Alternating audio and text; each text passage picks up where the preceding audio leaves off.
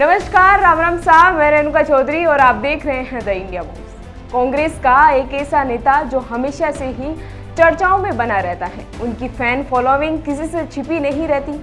राजस्थान ही नहीं बल्कि देश के अन्य राज्यों में भी उनका अलग ही क्रेज देखने को मिलता है। जहां भी वे जाते हैं वहां उनके समर्थकों की भीड़ उन्हें घेर लेती है। जी हाँ, मैं बात कर रही हूँ कांग्रेस के सचिन पायलट।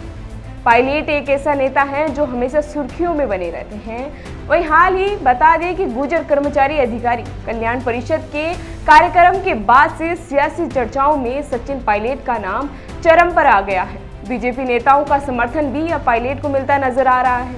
बता दें कि सचिन पायलट और विजय बैंसला दोनों ही बड़े नाम हैं। दोनों अलग अलग पार्टियों से ताल्लुक भी रखते हैं।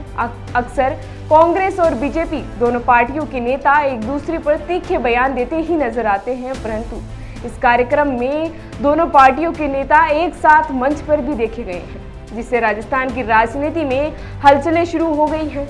वहीं गुर्जर समाज में सचिन पायलट का कद इतना बड़ा हो गया कि विजय को भी गुर्जर समाज के सामने पायलट को सपोर्ट करना पड़ा।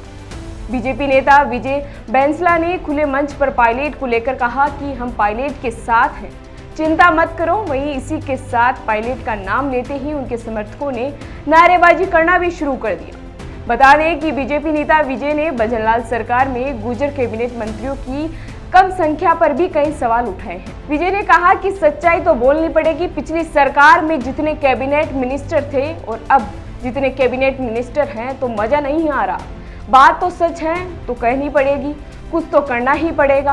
वहीं इसी के साथ हरियाणा के फरीदाबाद लोकसभा सीट से बीजेपी के सांसद कृष्णपाल गुर्जर और कांग्रेस के नेता सचिन पायलट को लेकर जमकर तारीफ भी की है। कृष्णपाल गुर्जर ने तारीफ करते हुए सचिन पायलट की दुखती नस को दबा दिया। बता दें कि केंद्रीय मंत्री कृष्णपाल गुर्जर ने सचिन पायलट को कांग्रेस राज में मुख्यमंत्री नहीं बनने वाला मुद्दा भी उठाया और गुर्जर समाज द्वारा कांग्रेस को सबक सिखाने की बात भी कही है। उन्होंने कहा कि राजस्थान में गुर्जर समाज तो बहुत मजबूत समाज है। जब किसी को देता है तो छप्पड़ फाड़ कर देता है और जब लेने पर आता है तो चमड़ी तक उधेड़ लेता है। यह कर दिखाया भी है। वहीं इन सबको जवाब देते हुए सचिन पायलट ने कहा कि राज्य सरकार में ही नहीं बल्कि केंद्र में भी कमी है।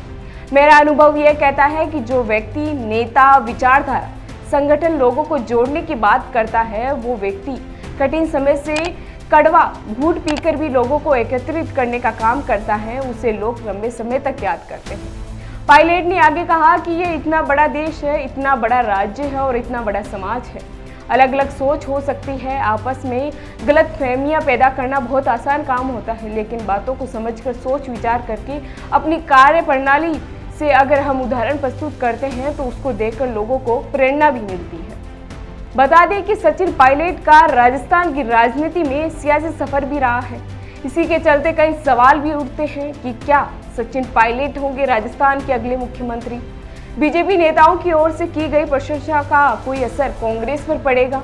यदि पायलट को सीएम नहीं बनाया गया तो पायलट के समर्थक नाराज होंगे और कांग्रेस का पलड़ा कमजोर दिखाई देगा। क्या राजस्थान की राजनीति में कुछ नया देखने को मिलता है?